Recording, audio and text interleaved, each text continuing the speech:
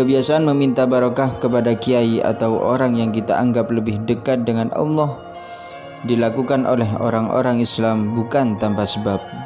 Kita pastinya merasa jauh dari Allah, merasa banyak dosa, sehingga untuk berdoa langsung kepada Allah Subhanahu wa Ta'ala kita merasa kurang cepat dikabulkan.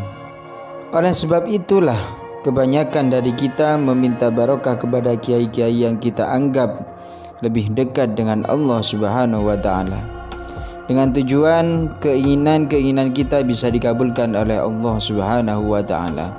Dan tahukah kamu, hal-hal seperti itu bahkan ada dalil dan buktinya. Para sahabat Rasulullah SAW bahkan pernah meminta barokah kepada Rasulullah SAW. Bahkan tanpa memintanya, Rasulullah lah yang langsung mendoakannya.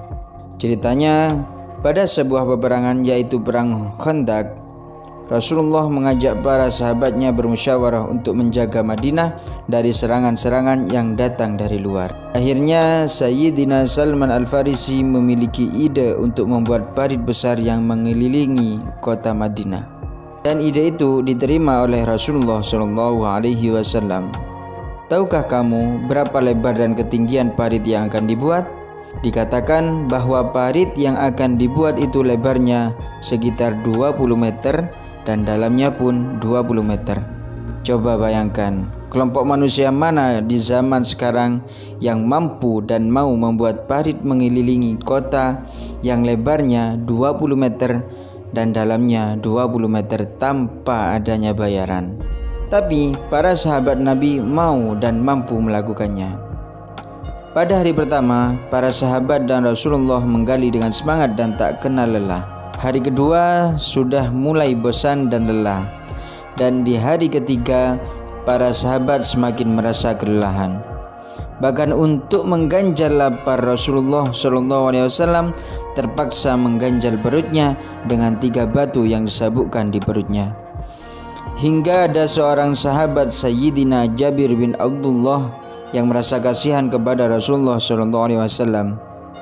Akhirnya Sayyidina Jabir bin Abdullah pulang ke rumah dan memerintahkan istrinya untuk menyembelih kambingnya untuk dihidangkan kepada Rasulullah SAW. Setelah hidangan matang, Sayyidina Jabir bin Abdullah mengajak Rasulullah SAW untuk makan di rumahnya dan mengajak 10 sahabatnya dengan berbisik-bisik. Tak sesuai harapan Sayyidina Jabir, Rasulullah SAW malah mengajak semua sahabatnya yang bekerja ke rumah Sayyidina Jabir. Sayyidina Jabir pun kaget dan bingung melihat semua sahabat Nabi yang jumlahnya sekitar 1000 orang datang semua ke rumahnya. Padahal daging yang beliau sediakan hanya cukup untuk 10 orang saja. Akhirnya Rasulullah pun masuk duluan. Sebelum membagikan daging ada di dalam kendi, Rasulullah berdoa terlebih dahulu. Kemudian para sahabat mulai masuk satu persatu mengambil daging yang ada di dalam kendi tersebut. 2 orang ngambil, 5 orang ngambil. Wajah Sayyidina Jabir semakin pucat, takut bercampur malu.